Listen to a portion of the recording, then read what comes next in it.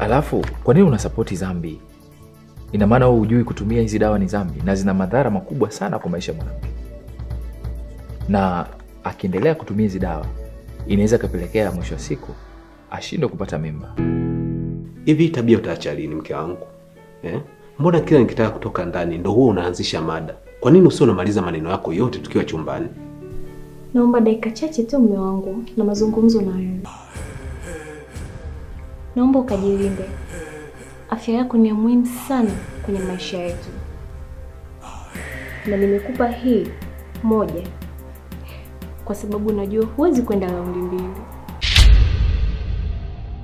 Sasa huo ugoro umeniagiza wa kazi gani? Huu ni yule jamaa anayekuja kuenda usiku. Aliniomba nimnunulie.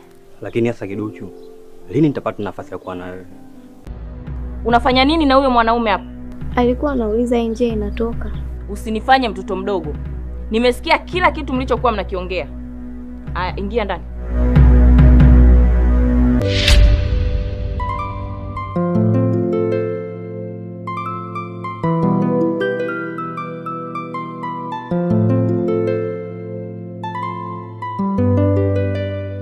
Namuona anaangalia TV. Saizi muda umeenda sana.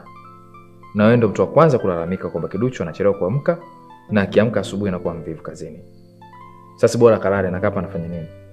Nenda kalale.